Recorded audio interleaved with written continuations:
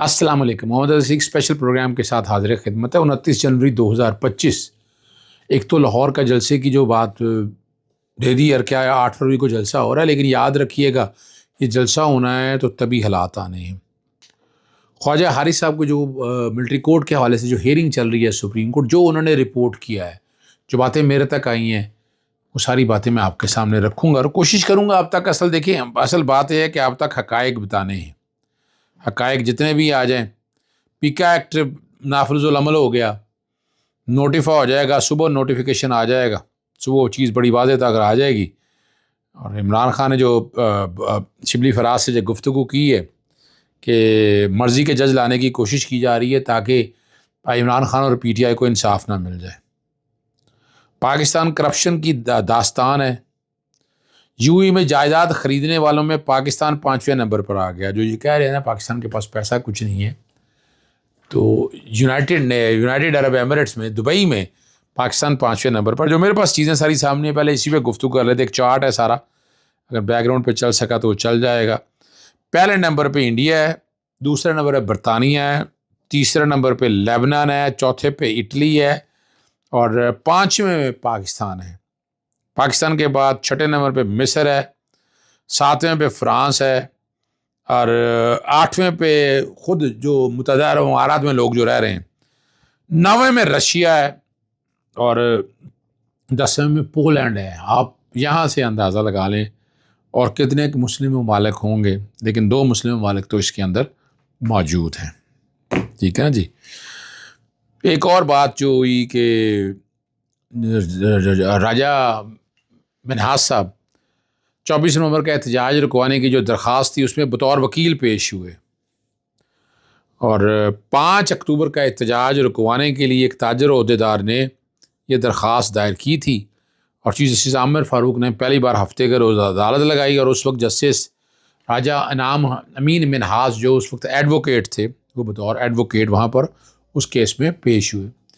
8 فروری کا جلسہ کرانے کا فیصلہ کر لیا۔ چیف آرگنائزر عالیہ حمزہ نے درخواست دے دی ہے۔ 3 ہیں بیسیکلی، عالیہ حمزہ، محمد احمد خان بچر اور اعجاز بھٹر صاحب۔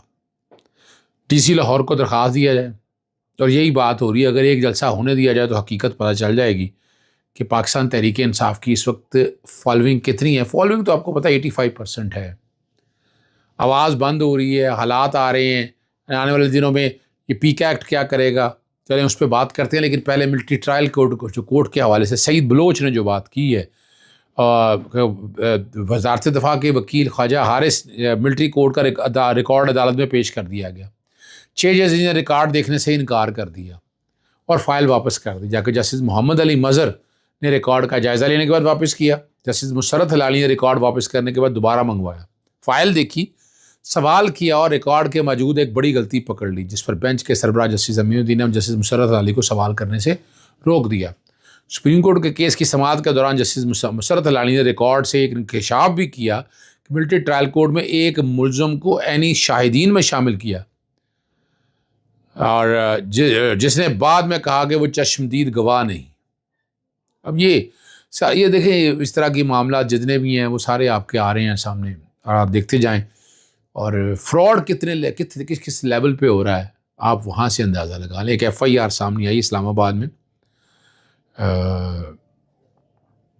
ایک ہزارے کا ہے، اور اس FIR کے مطابق 15 کروڑ روپے کا فراڈ کر ڈالا۔ آئی فون کی کھے منگوانے کے لیے 33 کروڑ 50 لاکھ روپے میں سودا طے پایا۔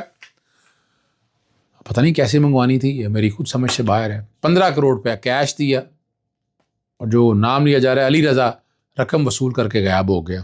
تھانہ کوہسار پولیس نے مقدمہ درج کر لیا۔ اب اس کو انصاف کون دلائے گا، عدالتوں سے انصاف ملے گا؟ یہ وہ اتنا بڑا سوال ہے کہ جس کا جواب میرے پاس بھی نہیں ہے۔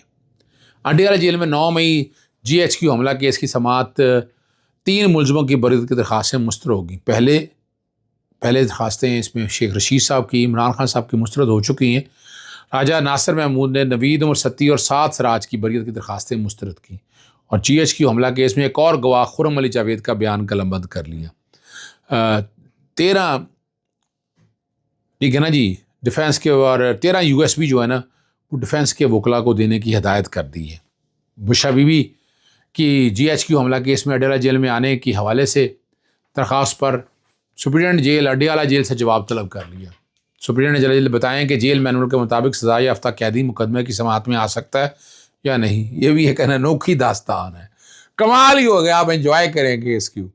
اور اس میں مشال یوسفزئی کی جانب سے ان کا لائسنس معطلی کے باوجود عمران خان کی جانب سے وکالت نامہ جمع کرانے پر اب یہ سوال اٹھایا ہے، reference Khyber Pakhtunkhwa bar council کو بھجوایا ہے۔ خیبر پختونخوا بار کونسل کی جانب سے فیصلہ آنے تک مشال یوسفزئی جو ہے اڈیالہ جیل میں قائم عدالت میں داخل پر پابندی ہوگی۔ اب یہ کس نے بتایا، کیا ہوا، کیسے ہوا، آخر یہ کہانی کہیں نہ کہیں تو آئی ہے۔ اور اب لائسنس معطلی کا مجھے بھی نہیں پتہ، بہرحال شاید ایڈوائزر آنے کی وجہ سے انہوں نے licence for the time being اپنا رکوایا ہوگا، ہو سکتا ہے، یہ میرے پاس خبر نہیں ہے۔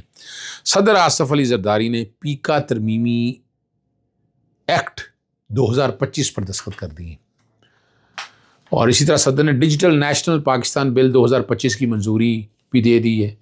National Commission of the Status of Women 2025 کی بھی توثیق کر دی ہے۔ نئے قانونی یعنی پیپلز پارٹی کو اس پہ بہت اعتراض سے ترجمان کہتے رہا، ہم تو یہ سنتے رہے، میں تو مختلف چینل پہ کہتا رہا اس طرف دکھانے کی بات ہے، اور وہ کمیٹی کے حوالے سے بھی بات آ گئی کہ پاکستان تحریک انصاف نے خلاف میں ووٹ دیا، باقی سارے ووٹ جو ہے نا جو باتیں کر رہی تھی، جو بہت بڑی باتیں کر رہے تھے، وہ سارا آ گیا۔ اور نئی قانون سازی کے بعد بظاہر بڑے پیمانے پر کریک ڈاؤن شروع ہوگا، نئے ڈی جی ایف آئی اے کی تعیناتی ہوگی، اور وہ ہمیں اندازہ ہے، میں ذکر بھی کر چکا ہوں، ہو سکتا ہے آئی جی پنجاب جو ہیں وہ نئے ڈی جی ایف آئی اے ہوں گے۔ دیکھتا ہے یہ کون مشکل ذمہ داری سنبھالنے کے لیے تیار ہوتا ہے۔ مشکل تو کوئی نہیں ہے جی، بس ویسے ہی کہیں احمد اسحاق جہانگیر کو عہدے سے ہٹا دی گیا، وجہ کیا بتائی؟ وجہ بتائی کہ وہ یونان کا واقعہ جو ہے نا وہ بنیاد بنا کر رہے، اسے ہٹانے کی منظوری دے دی ہے، اور اسٹیبلشمنٹ ڈویژن میں او ایس ڈی بنا دیا گیا۔ اور بڑی مزیدار بات ایک اور جو میں نے آپ کے سامنے شیئر کرنی ہے، شہباز شریف نے ڈیووس میں عالمی لیڈر کے ساتھ بیٹھ کر فیض احمد کا نام لے کر کہا تھا کہ میں جو بھی کرپٹ ترین بیوروکریٹس ہیں ان کی لسٹ بنوائی ہے، انہیں ہٹا دیا گیا۔ اور بظاہر لگتا یہی ہے کہ جس آفیسر کو کہا گیا تھا اگر یہ وہی ہیں، لیکن فیض احمد کو ٹریڈ ڈیولپمنٹ اتھارٹی کا چیف ایگزیکٹو لگا دیا گیا۔ ایک بات اور جو ہے، دیکھیے اب وجہ کیا ہے، میں سیاسی باتوں میں نہیں جانا چاہتا، لیکن اب ججز تعیناتی، ججز پیک کیے جا رہے ہیں۔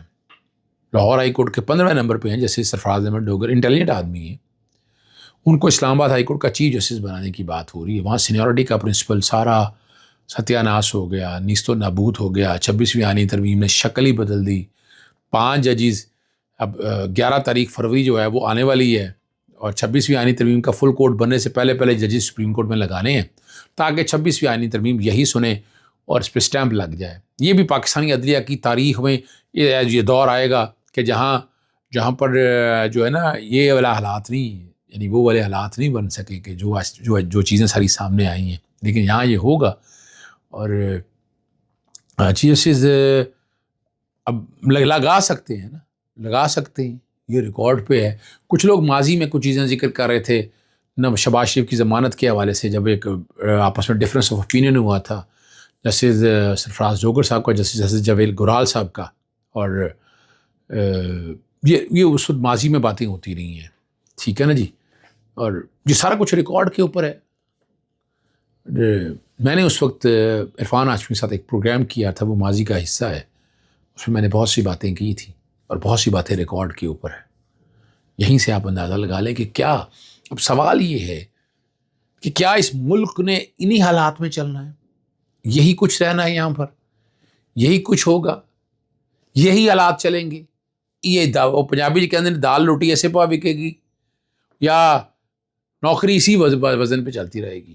پاکستان ایک ایسی متزلزل پوزیشن میں آ چکا ہے جہاں لگ یہی رہا ہے کہ طاقت کا جھکاؤ جو ہے وہ ایک طرف نظر آ رہا ہے، اور اللہ کرے کہ یہ حالات بہتری کی طرف چلے جائیں، لیکن بظاہر جو ہے نا مجھے ابھی نظر نہیں آ رہے۔ میں نے آپ کے سامنے بار بار کہتا ہوں، مارچ تک کا امریکی سرمایہ دار آئے، اور وہ بڑی جلدی سے آئے، چلیں آئے ہیں تو اچھی بات ہے، انویسٹمنٹ یہاں کریں امریکی سے۔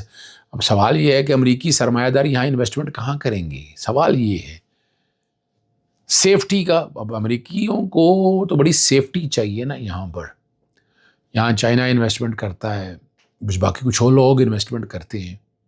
امریکی کے حوالے سے یہ تو بڑی خوشائن بات ہے اگر امریکی آ کے کرنا چاہتے ہیں۔ اجازت چاہتا ہوں، السلام علیکم، اللہ حافظ، پاکستان زندہ باد۔